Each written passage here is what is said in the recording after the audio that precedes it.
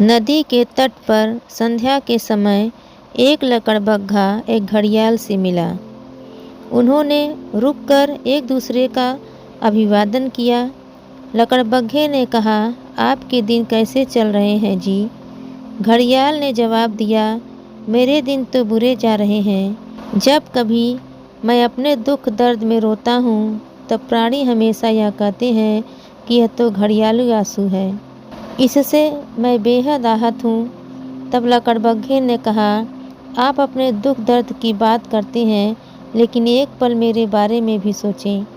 मैं संसार के सौंदर्य, उसके आश्चर्य और उसके चमत्कारों को देखता हूँ और मारे खुशी के हंस देता हूँ। लेकिन जंगल के लोग कहते हैं, यह तो बस एक लकड़बग्घे की हंसी है।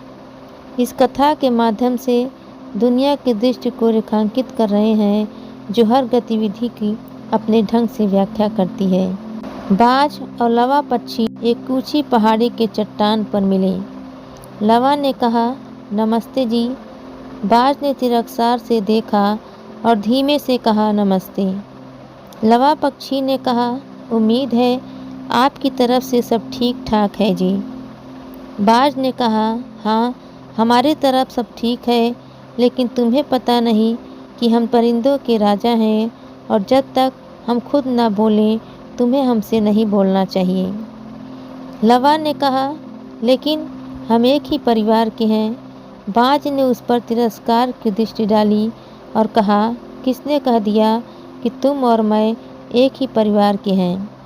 लवा ने कहा, लेकिन मैं आपको याद दिला दूं कि मैं आपके बराबर ऊंचा उड़ सकता हूं, मैं गा सकता हूं और इस धरती के दूसरे प्राणियों को आनंद दे सकता हूं। आप न तो सुख देते हैं न आनंद।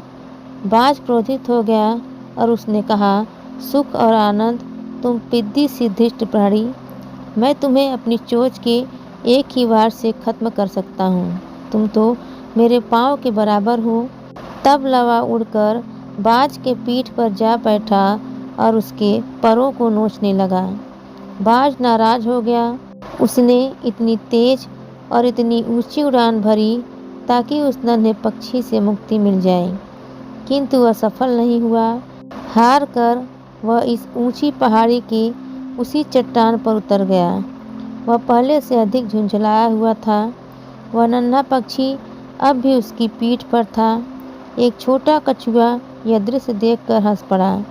बाज ने तिरस्कार से कहा, सुस्त रेंगने वाले जीव, धरती का साथ न छोड़ने वाले, तुम किस बात पर हंस रहे हो? कछुए ने कहा, अरे मैं देख रहा हूँ तुम घोड़ा बने हुए हो और एक छोटा पक्षी तुम पर सवार है। छोटा पक्षी तुमसे बेहतर है। बाज ने उससे कहा, जाओ जाकर अपना काम करो, ये हमारा, मेरे भाई लवा का और मेरा पारिवारिक मामला है। इस कहानी से हमें यह सीख मिलती है कि घमंड ताकत का नहीं, सोच की कमजोरी का प्रमाण होता है और बुद्धि आकार नहीं देखती।